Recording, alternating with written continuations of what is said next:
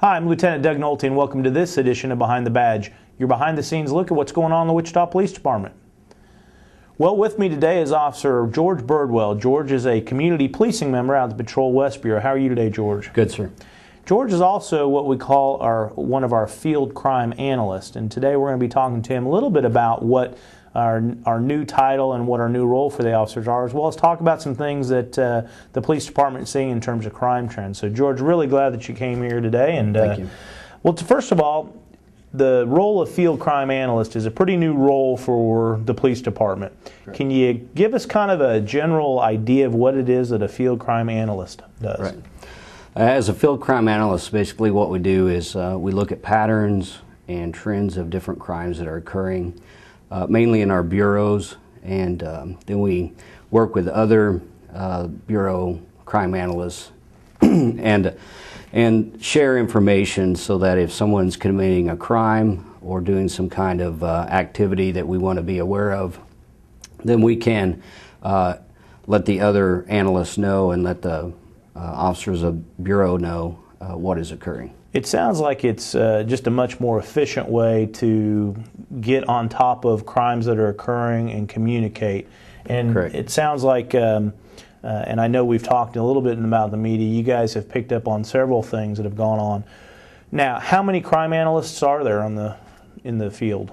In the field we have 4, 1 per bureau. Okay, and so your role is to kind of basically, are you on the street a lot, or are you behind a computer? What do you do a lot? We do a little bit of both. Essentially, we're behind the computer most of the time, looking at statistics and looking at crime trends and patterns. And we get that information out to the beat coordinators, which we have 1 per beat in the bureaus. And then they can formulate a plan so that they can go out and address that issue of whatever criminal activity is going on. So it sounds like essentially policing is catching up to the statistical age, where you guys are blending a lot of technology to look at things that we can put our statistics around, and then you Right. go from there and kind of go back to the field, where 20 years ago we didn't have all the information that you have available. Right. So the other thing is that our department's somewhat on the cutting edge as far as dedicating officers to this type of policing. Correct.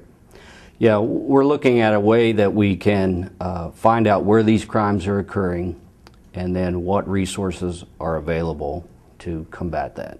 Well, hopefully, I know, not hopefully, we've seen anecdotally just the evidence that we've gotten on several crime trends rather quickly. One of the things, though, that we wanted to talk about today that you came here specifically to talk about is a little bit about shoplifting. And talk to me a little bit about why is the issue of shoplifting on a crime analyst's radar? Right. Well, basically it falls under larcenies. And larcenies increase in certain areas, and we look at those areas and we want to know why those larcenies are increasing in those areas. And one of the increases that we saw is a considerable amount of shoplifting. And so what we do is we look at that, we say, why is this shoplifting occurring? What is going on? Why, or what are the stores or businesses doing to combat that? And so as I find that information out, then I express that to the beat coordinators to determine what resources we can do to take care of that.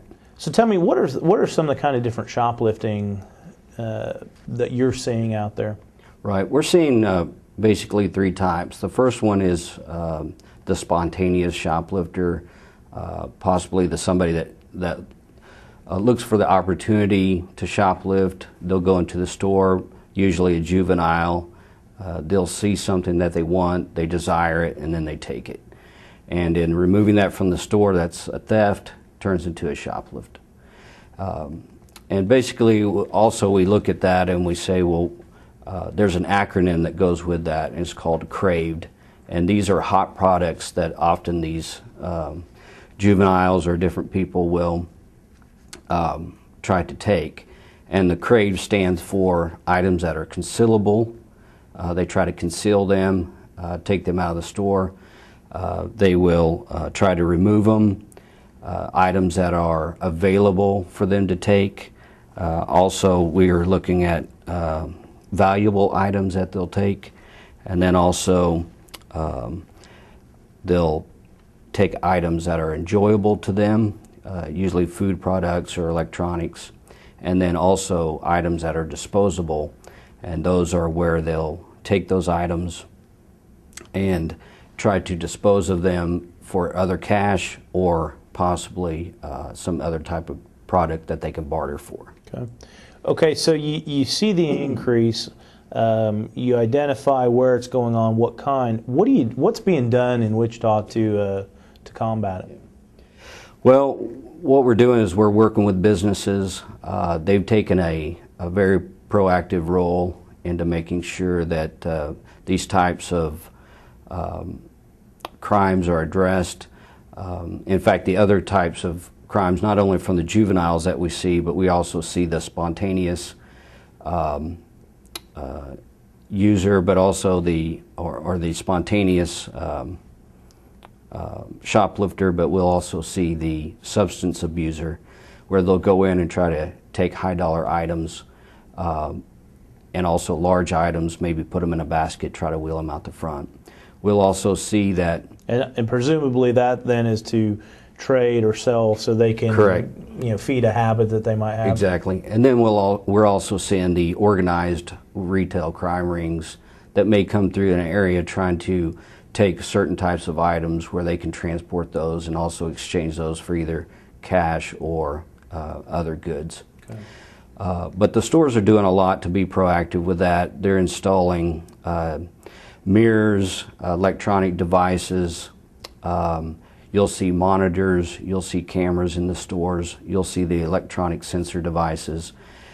You'll see an increase of store personnel interaction with the customers so that those customers know that they're going into a store that is trying to help them, but also be a visible deterrent to anyone that might want to commit a shoplift. It really is kind of the principles of neighborhood watch, where we want anyone and everyone to be watching out. Well, is there something that just typical normal shoppers can do?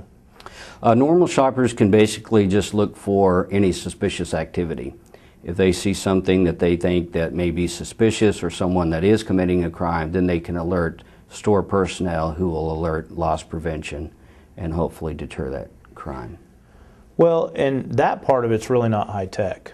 Right. It's kind of the old-fashioned, which is really, again, what it comes down to is that we need people watching out. And anytime we can engage citizens, whether it's in a business, but let's talk a little bit about the other side of it for those offenders that are caught. And again, we think about not only juveniles but others. There is a kind of a long-term effect in some of this, which begins with going to court. What happens in court? Right. Well, basically, if it's a juvenile and they're caught, they may end up going to JIAC, which is the Juvenile Intake and Assessment Center. At that place, the parents or guardians are going to be contacted so that they can be in the process of correcting the problem that got the juvenile there. Mm-hmm. If they're an adult, and they have no prior theft issues and it's a low dollar amount, sometimes they'll be issued a uniform criminal complaint. Then they'll be given a notice to appear, which will be a later court date that they'll go before the judge. If it's a high dollar amount and they're a previous offender, then also they could just go to jail.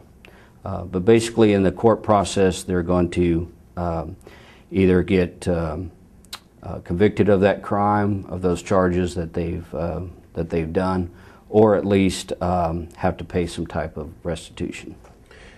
When you talk about a uniform criminal complaint and notice to appear, that's in place of going to jail, but it's still considered an arrest on an individual's record, correct? That's correct.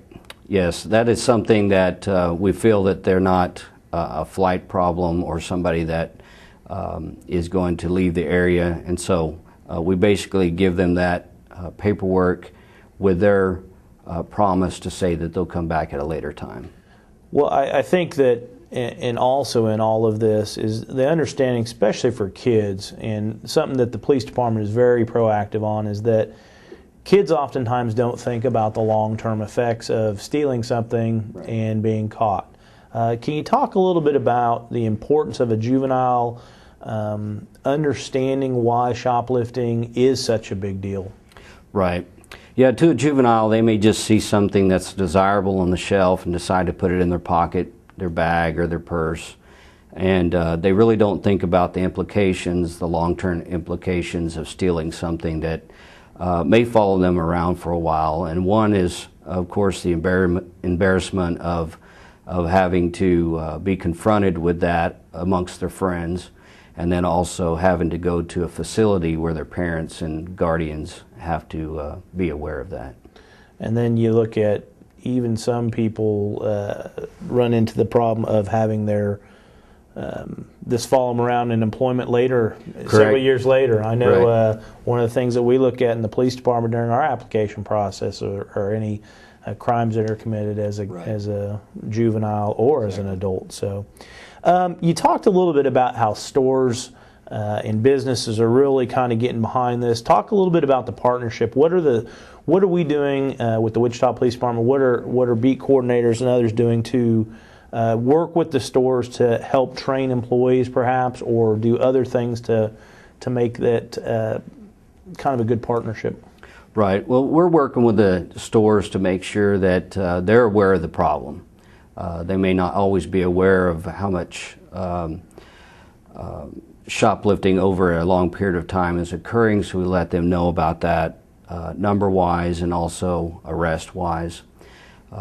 Also, we're helping them to realize and maybe look at their stores to see if there's a different layout or a different way to keep those craved items from getting removed from the store. In other words, if it's something that's concealable, that's small, we might advocate a larger package or something where it's not easily concealable. If it's something that's available to the front of the store where it's easy to grab and run out, then we'll suggest that they put that further back into the store. So we go out to the stores, we try to suggest some proactive steps to take to combat that.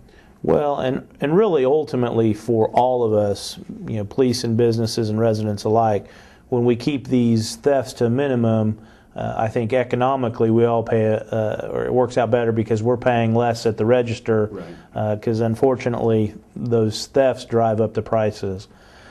During the year, do you see, like, for instance, when kids are out of school over maybe a holiday break or summer break, do you see that we have more shoplifting or thefts during those times when kids are out of school versus in, or is there a period of time where businesses really need to pay attention or residents can be paying attention? Yeah, you're absolutely right. Unfortunately, the juvenile shoplifting does go up during certain periods of when the children are out of school or when there is a holiday. And so we do advocate that the stores be more aware of that, maybe increase their loss prevention or increase their awareness that this may occur.